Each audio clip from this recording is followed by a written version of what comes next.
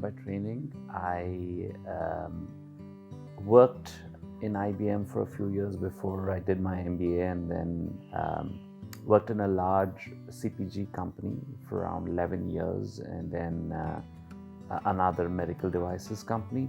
10 years ago, I co-founded my own AI startup, and I run that since then.